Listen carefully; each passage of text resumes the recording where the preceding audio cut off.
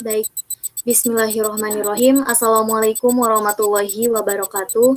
Perkenalkan kami dari kelompok 9 mata kuliah Islamic Microfinance and Financial Inclusion yang beranggotakan 3 orang. Yang pertama itu ada Nabila Ramadan dengan NIM ujung 002. Yang kedua ada saya sendiri, Ulfi Nur Halimah dengan NIM ujung 012. Lalu ada Govi Maulana dengan NIM ujung 025. Di sini kami membawakan materi tentang metode analisa dan prakarsa pembiayaan mikro syariah. Next.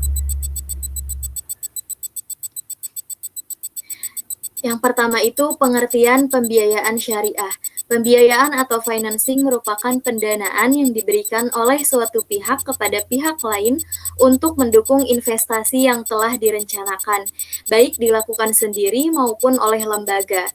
Lalu yang kedua, pembiayaan mikro adalah sebuah fasilitas berupa pembiayaan yang diberikan oleh bank kepada pemilik usaha-usaha mikro guna untuk kelangsungan dari usaha mikro tersebut. Selanjutnya, perusahaan pembiayaan syariah merupakan perusahaan yang menyediakan pembiayaan dengan bentuk kesepakatan dengan orang yang surplus dana dengan orang yang defisit dana dengan berdasarkan syariat Islam dalam hal operasionalnya. Next. Selanjutnya itu ada akad dan penilaian pemberian pembiayaan. Akad dalam pembiayaan syariah yang pertama itu ada ijaroh. Ijaroh itu merupakan akad untuk menyalurkan dana dengan cara pemindahan hak guna atas barang atau jasa dengan pembayaran upah atau sewa antara perusahaan pembiayaan dengan nasabah. Yang kedua itu ada ijaroh muntahiyah bitamlik. Ini adalah akad untuk melakukan penyaluran dana dengan cara memindahkan hak guna barang maupun jasa dalam waktu tertentu dengan ujroh atau pembayaran sewa. Mohon maaf, dari ijaroh tadi itu tidak diikuti atas kepemilikan barang. Selanjutnya ini ada akad mubahah. Akad mubahah ini merupakan akad jual beli suatu barang di mana penjual itu menyebutkan harga jual yang terdiri atas harga pokok dan tingkat keuntungan tertentu atas barang di mana harga jual tersebut disetujui oleh pembeli. Selanjutnya itu ada akad wakalah bil ujroh. Akad wakalah bil ujroh ini adalah di mana suatu pihak itu memberikan kuasa kepada pihak lain untuk melakukan tindakan yang diperlukan atas nama pemberi wakalah atau pihak kuasa tersebut.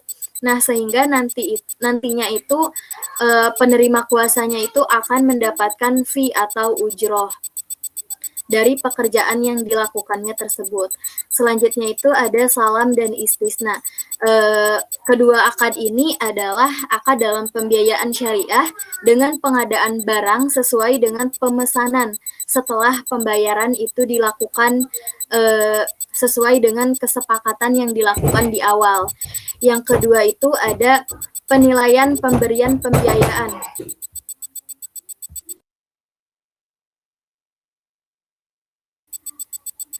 Yang kedua itu ada penilaian pemberian pembiayaan.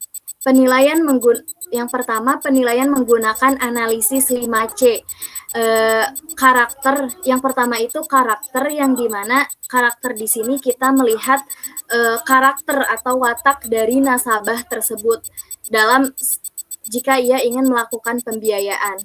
Yang kedua itu capacity atau kapasitas. Ini dilihat dari kemampuan nasabah dalam membayar angsuran pembiayaan tersebut.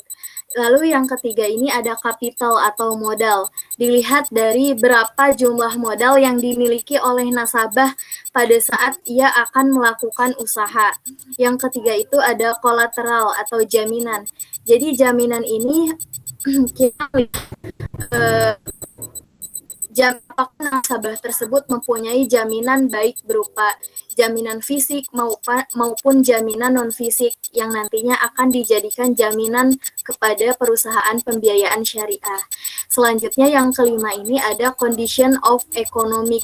Jadi dalam condition of economic ini kita melihat dari perekonomian dari nasabah tersebut. Apakah mampu untuk mendapatkan pembiayaan dari perusahaan pembiayaan syariah. Nah, selanjutnya ini ada penilaian menggunakan analisis 7P. Yang pertama itu personality atau kepribadian. Jadi pihak bank itu bisa melihat dari kepribadian nasabah tersebut, mulai dari sikap, tingkah laku, emosi, dan tindakan yang akan dilakukan oleh nasabah tersebut. Yang kedua itu ada penggolongan. Jadi pihak perusahaan pembiayaan syariah ini nantinya akan menggolongkan apakah nasabah itu termasuk ke dalam golongan mana jika dilihat dari loyalitasnya, modalnya, serta karakter dari nasabah tersebut. Selanjutnya ini ada purpose. Purpose itu tujuan. Jadi tujuan dari nasabah untuk melakukan pembiayaan syariah itu untuk apa? Selanjutnya ada prospek. Prospek ini kita melihat kemajuan dari nasabah tersebut setelah nasabah tersebut mendapatkan pembiayaan. Apakah usaha dari nasabah tersebut kedepannya mendapatkan atau tidak. Selanjutnya ada payment atau pembayaran. Dilihat dari ukuran nasabah dia dalam mengembalikan pembiayaan yang telah dipinjam oleh nasabah tersebut kepada perusahaan pembiayaan syariah. Selanjutnya ini ada profitability atau keuntungan. Keuntungan ini melihat apakah seberapa besar keuntungan yang didapatkan oleh nasabah setelah ia melakukan usaha. Apakah nasabah tersebut mendapatkan keuntungan atau sebaliknya mendapatkan kerugian. Selanjutnya terakhir itu ada protection atau menjaga keamanan. Menjaga keamanan ini untuk dilakukan untuk menjaga keamanan dan memberikan perlindungan oleh perusahaan pembiayaan kepada nasabah tersebut agar pembiayaan tersebut dapat aman dan terjaga. Next.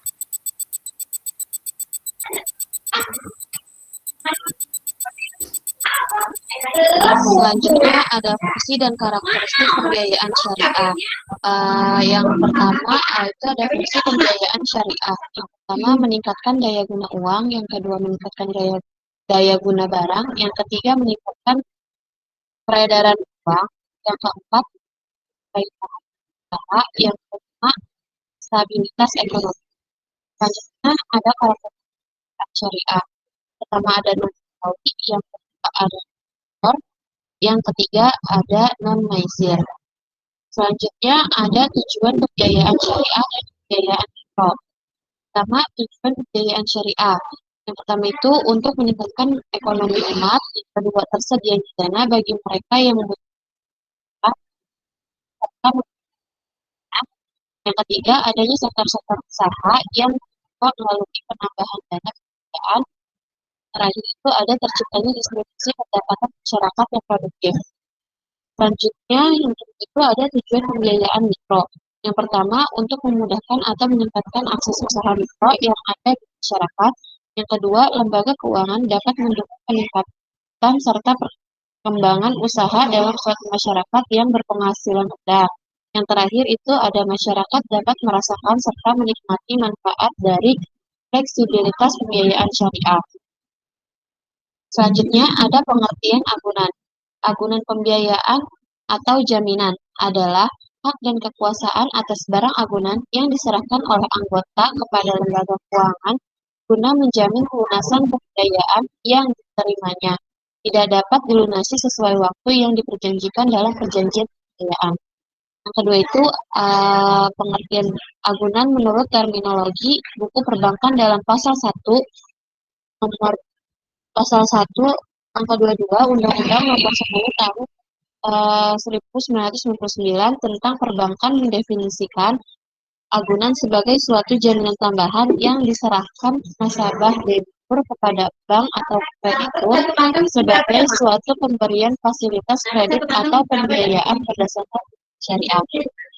Selanjutnya ada menurut pasal 1 Undang-Undang Nomor 21 Tahun 2008 tentang Perbankan Syariah menyebutkan agunan merupakan jaminan tambahan, baik berupa benda bergerak maupun benda tidak bergerak yang diserahkan oleh pemilik agunan kepada bank syariah atau UUS untuk menjamin pelunasan kewajiban nasabah penerima fasilitas.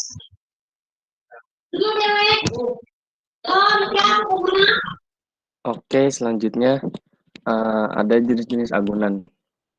Yang pertama kita lihat dari segi objeknya dulu ya. Yang pertama itu ada agunan utama. Jadi agunan utama itu apa sih? Agunan utama merupakan barang yang dibiayai oleh lembaga pembiayaan. Apabila dari dana pembiayaan digunakan untuk pembelian truk, maka truk tersebut dapat dijadikan agunan utamanya. Lalu yang kedua kita lihat dari segi agunan tambahan. Agunan tambahan itu apa sih? Agunan tambahan itu merupakan barang yang tidak dibiayai oleh lembaga pembiayaan dan bukan merupakan bagian barang yang digunakan untuk kegiatan operasionalnya. Oke, lanjut kita melihat dari menurut bentuknya. Yang pertama itu ada jaminan berwujud. Jaminan berwujud itu apa sih? Jaminan berwujud itu merupakan barang-barang yang dijadikan jaminan. Seperti contohnya itu ada tanah, bangunan, kendaraan, mesin-mesin atau peralatan, dan lain-lainnya. Yang kedua itu ada jaminan tidak berwujud. Oke, langsung aja kita jelaskan jaminan tidak berwujud merupakan benda-benda yang merupakan surat-surat berharga yang dapat dijadikan jaminan. Contohnya itu seperti sertifikat saham, sertifikat obligasi, sertifikat tanah, sertifikat deposito, rekening tabungan yang dibekukan, dan lain-lain. Selanjutnya itu ada jaminan berupa orang. Jaminan berupa orang merupakan jaminan yang diberikan oleh seseorang dan apabila pembiayaan tersebut macet, maka orang yang memberikan jaminan itulah yang menanggung resikonya. Next. Oke, perhitungan penilaian agunan. Agunan merupakan salah satu unsur dalam menganalisa pembiayaan. Oleh karena itu, barang-barang yang diserahkan anggota harus dinilai pada saat dilaksanakan analisis pembiayaan dan harus berhati-hati dalam menilai barang-barang tersebut karena harga yang dicantumkan oleh anggota tidak selalu menunjukkan harga sesungguhnya atau harga pasar saat itu. Berdasarkan penilaian agunan mempengaruhi dalam menentukan porsi pembiayaan yang diajukan oleh anggota. Porsi pembiayaan tidak bisa melebihi nilai transaksi agunan yang diberikan anggota untuk menjadi persyaratan pembiayaan. Dalam mentransaksi agunan, harus memperhatikan risiko-risiko yang akan terjadi pada pembiayaan. Apabila suatu saat pembiayaan akan macet, oleh sebab itu agunan harus bisa mencakup pembiayaan yang diajukan oleh anggota untuk jangka waktu pembiayaan yang telah diajukan dan agunan juga harus diupdate berdasarkan harga pasar. Next.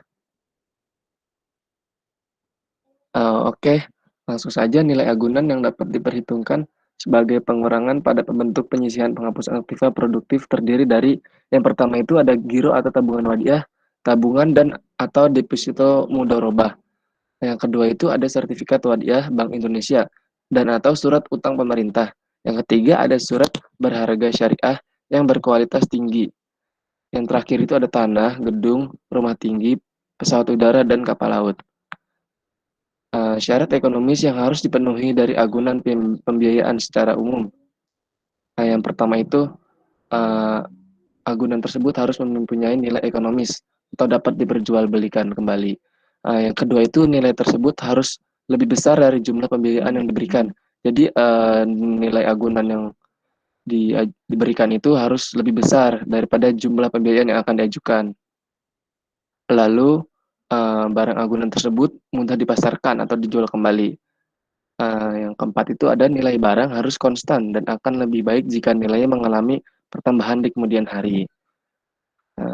Yang kelima itu ada kondisi dan lokasi agunan cukup strategis atau dekat dengan pasar atau konsumen. Yang keenam secara fisik tidak cepat lusuh, rusak, dan lain-lain yang menimbulkan mengurangi nilai ekonomis tersebut.